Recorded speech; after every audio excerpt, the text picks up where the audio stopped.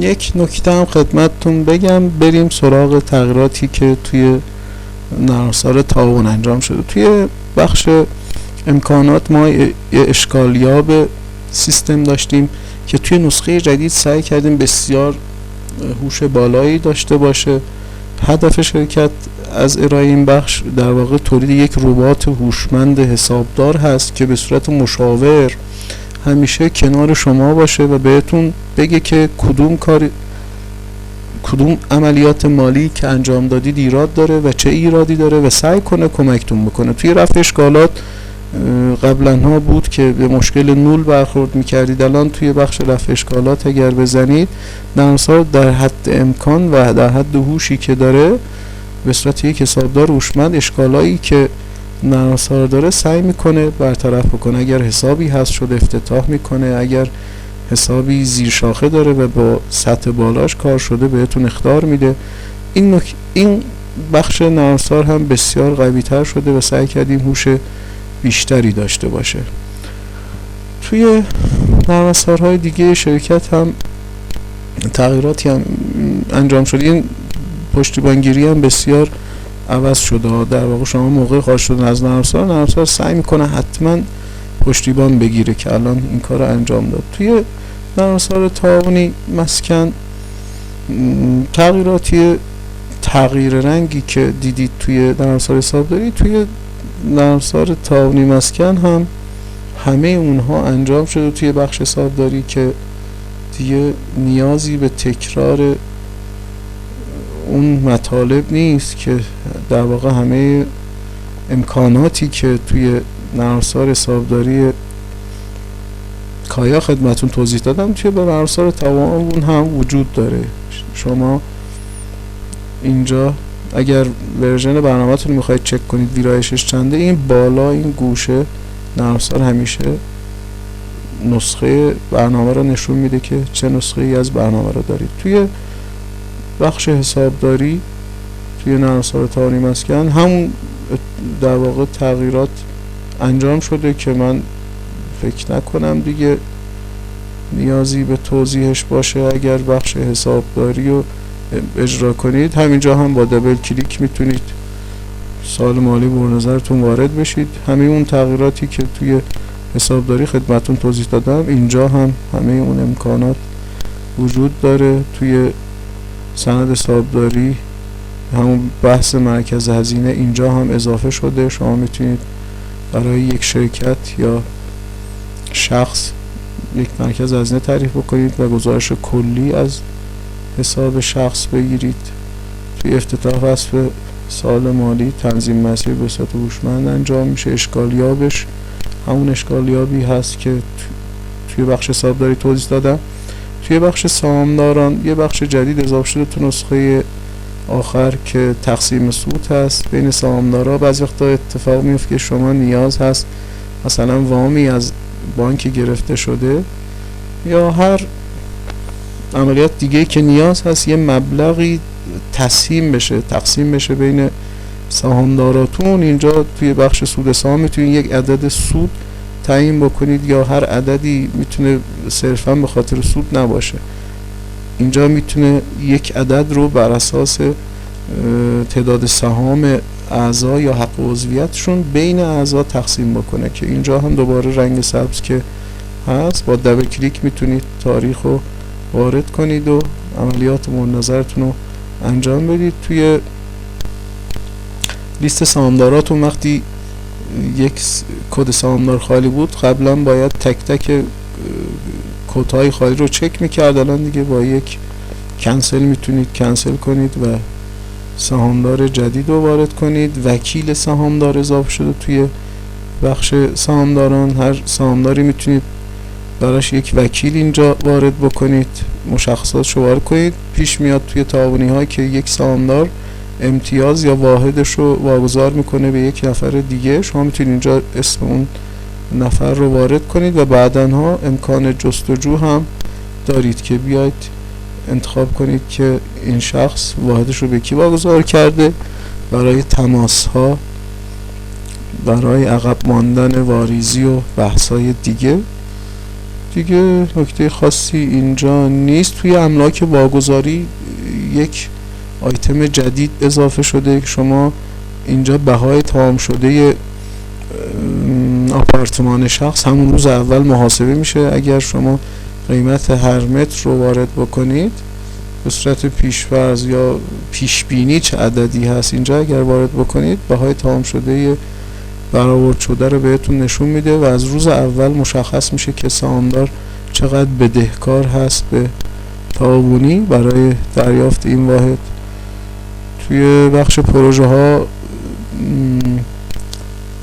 اینجا هم سود سپرده یک سری تغییرات اساسی داشته. شما میتونید برای هر محدوده تاریخی همینجا با پیکربندی انتخاب بکنید که از این تاریخ تا این تاریخ اینقدر درصد سود، اینقدر درصد جریمه در نظر بگیرید. میتونید از این قابلیت هم استفاده کنید برای اینکه مشخص کنید اگر سهامدارتون پولش رو توی بانک گذاشته بود با این درصد سود، الان پولش، ارزش پولش چقدر بود. میتونید مقایسه بکنید سهامداراتون رو با این روش.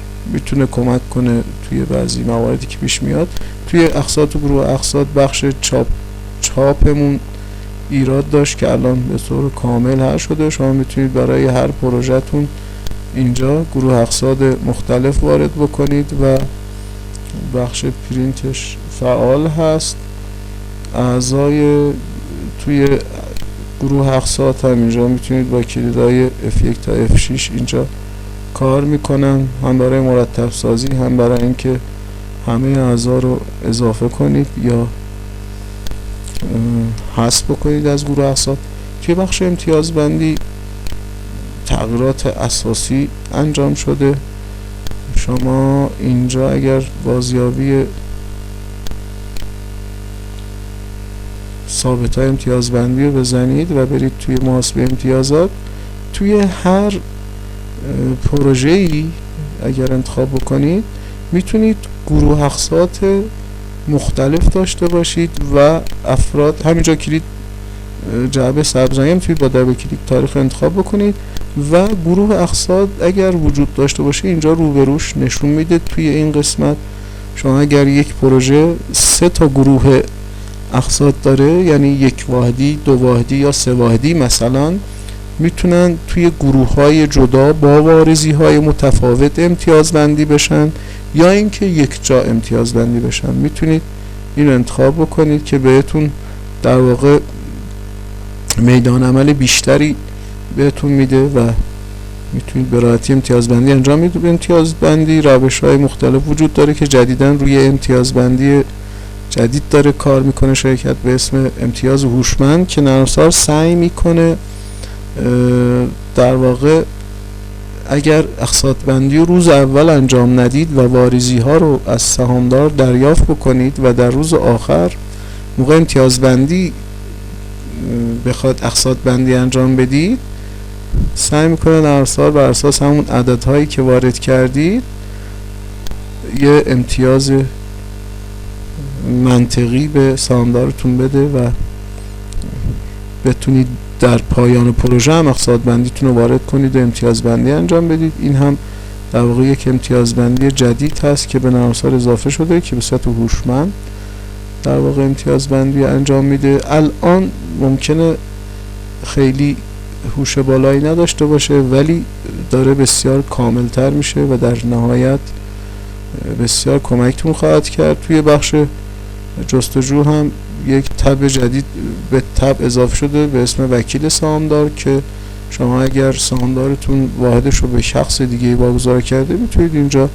جستجو کنید بر اساس آیتم های مختلف و پروژه مورد وکالتش رو پیدا کنید و با تلفنش تماس بگیرید که برای ایرادهایی که توی واریزی و اینا وجود داره. این از نرم افزار تعاونی مسکن. توی نرم افزار تعاونی اعتبار تغییراتی که انجام شده بیشتر توی بخش وام ها هست که بخش وام های نرم افزار خیلی کامل تر شده و کاربر نرم افزار میتونه به راحتی وام های تسویه شده یا وام های در جریان سهامدار رو ببینه و به راحتی ویرایشش بکنه یا اگر نیاز هست تغییر روش انجام بده.